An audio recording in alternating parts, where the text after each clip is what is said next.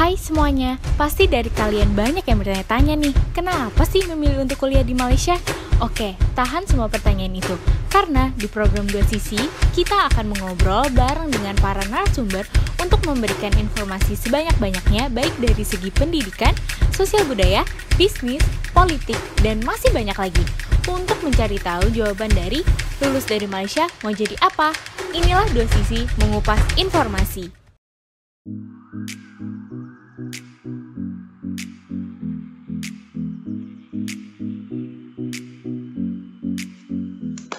Oke, Assalamualaikum warahmatullahi wabarakatuh. Halo sahabat PPI TV Malaysia, balik lagi bareng aku, reporter Dinda, di program acara 2 Sisi yang hari ini kita bakalan ngebahas sesuatu yang baru pastinya daripada yang kemarin-kemarin ya, episode kemarin yang kita udah ngebahas dari tentang PPI Malaysia sendiri, terus kampus di Malaysia, dan lain hal.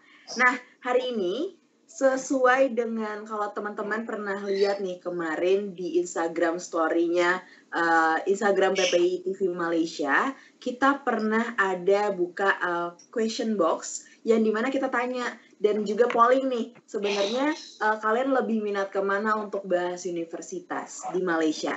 Nah, hari ini kita wujudin dan kita akan menjawab semua pertanyaan teman-teman, tapi kita awalin dulu dari polling yang terbanyak atau yang tertinggi yaitu jurusan Business Administration.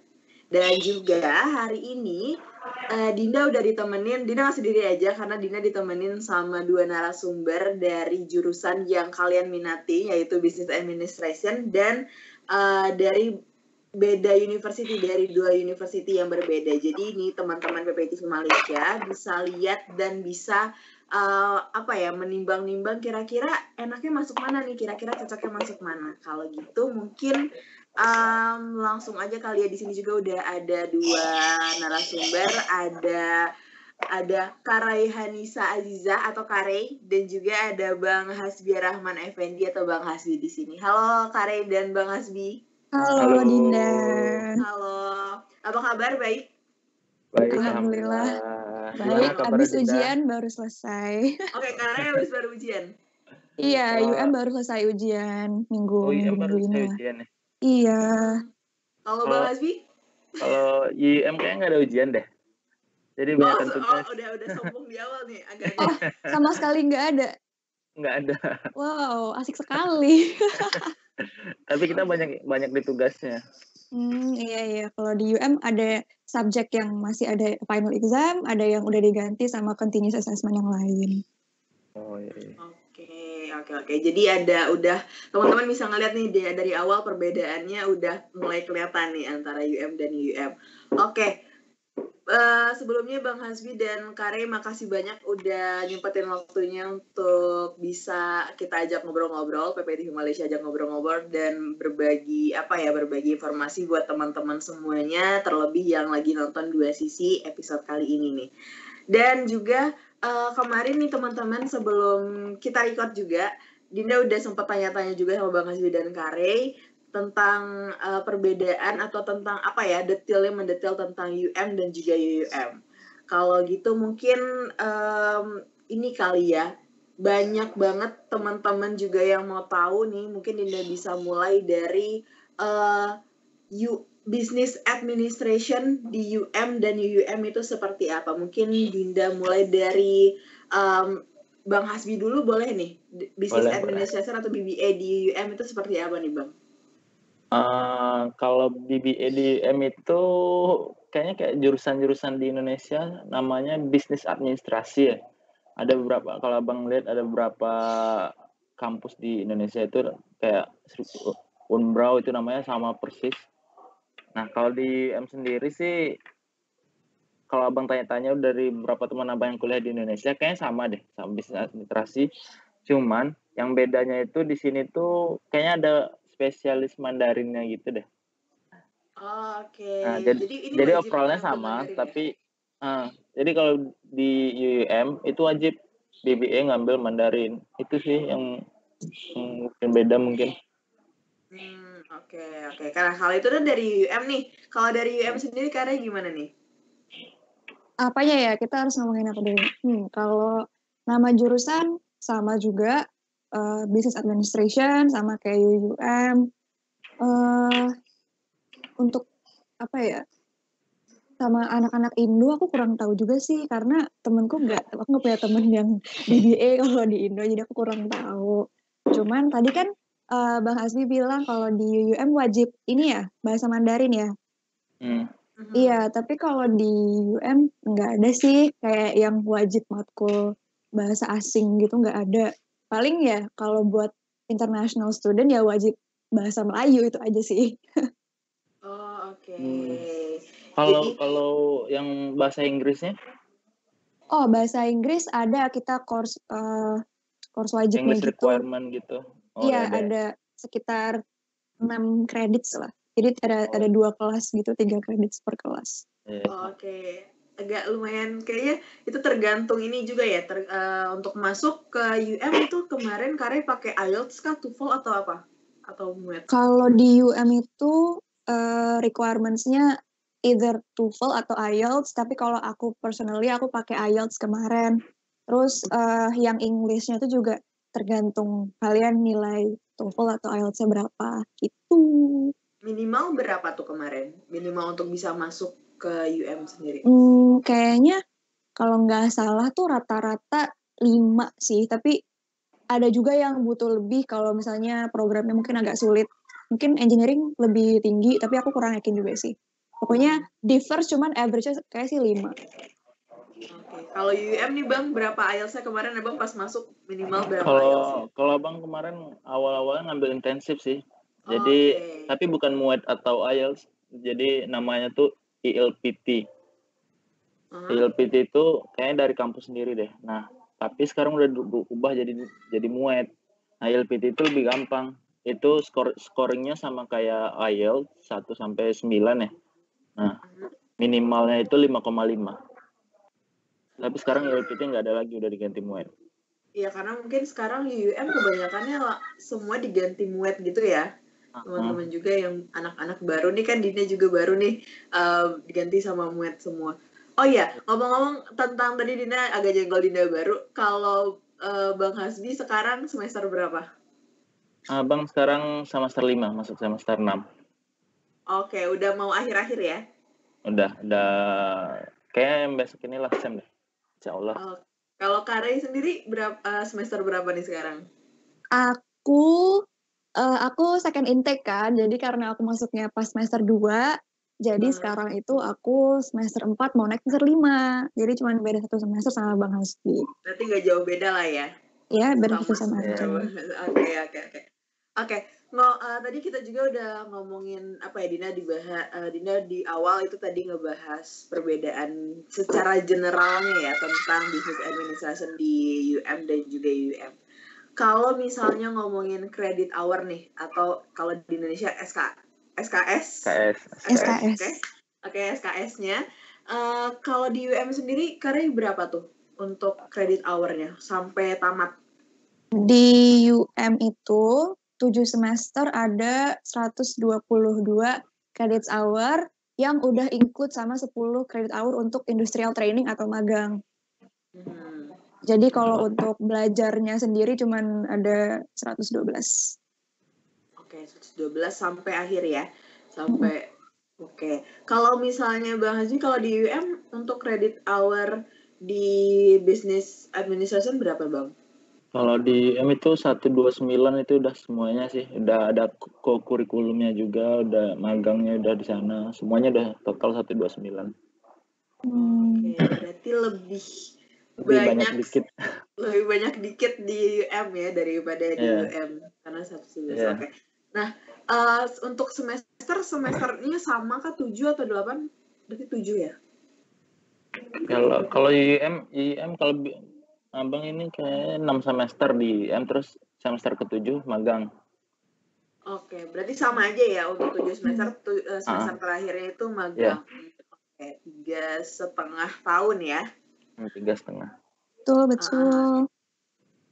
Oke, nah kalau untuk kan tadi kelebihan atau misalnya perbedaan di UM dan UUM itu, kalau UUM Mandarin lah, kalau misalnya di kelebihan di UM itu kredit hour-nya lebih dikit lah. Nah, ini mungkin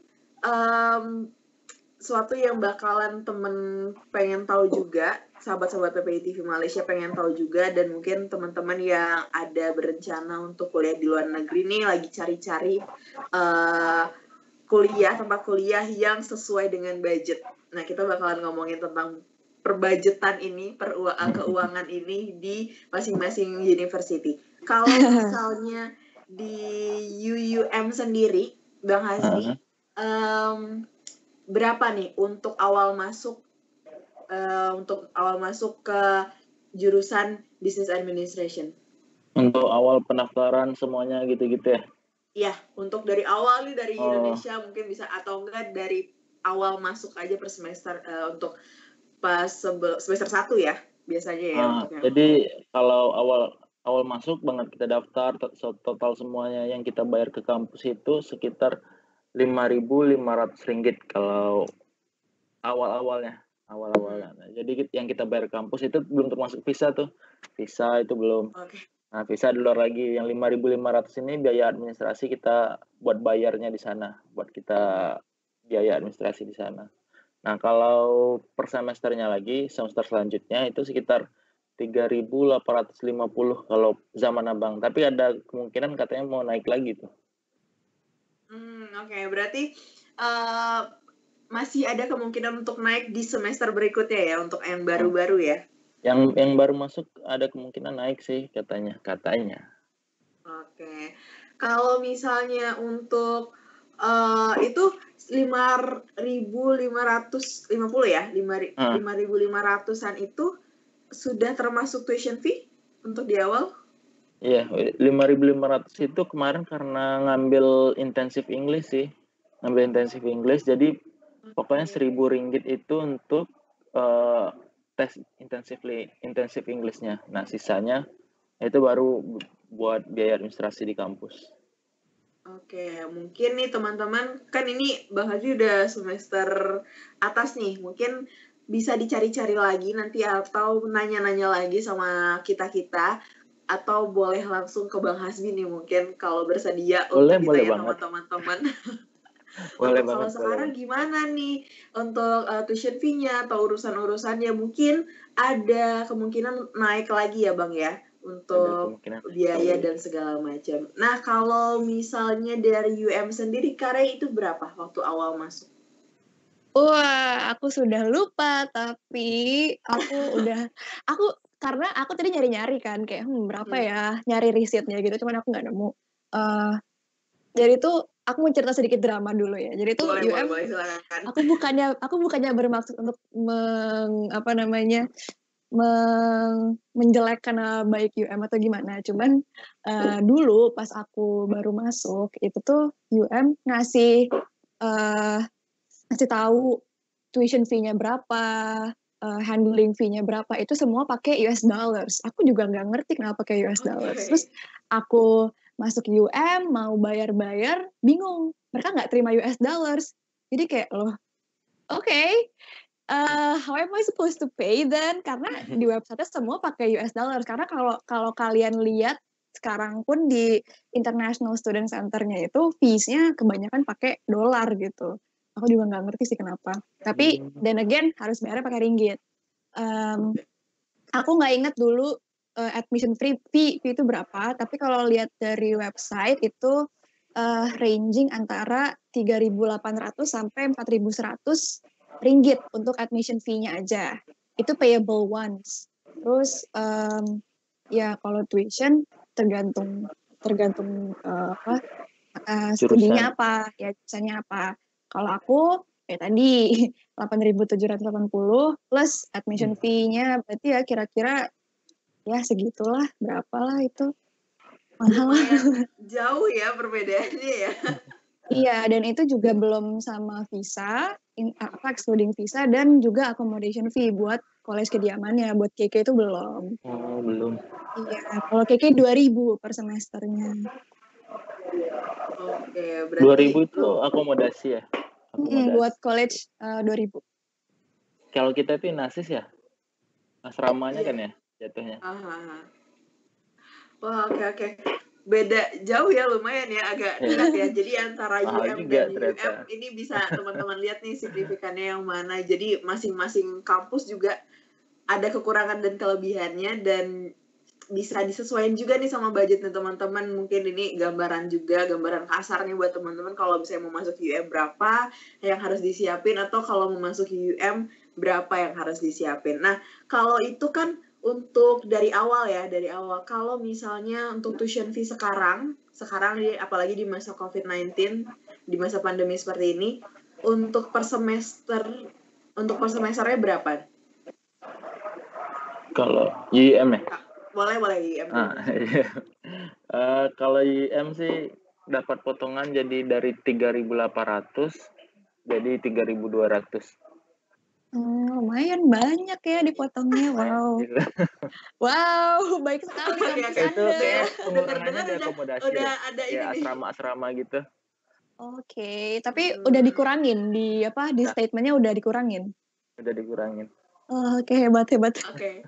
Mendengar jawabannya, tanggapannya kayaknya dari UM gimana nih, Kak Rey? UM aku sampai sekarang aku masih bayar full 8.790. Dari pihak UM sendiri bilangnya sih mau dikurangin untuk both international sama local student sekitar Rp120 per semester dari semester 2019-2020 atau last semester ini sama semester depan. Tapi belum tahu deh kapan mau dikurangin dari statementnya. Jadi kita tunggu aja tanggal mainnya. Oke. Kalau sekarang, Kak lagi ada di mana nih posisinya?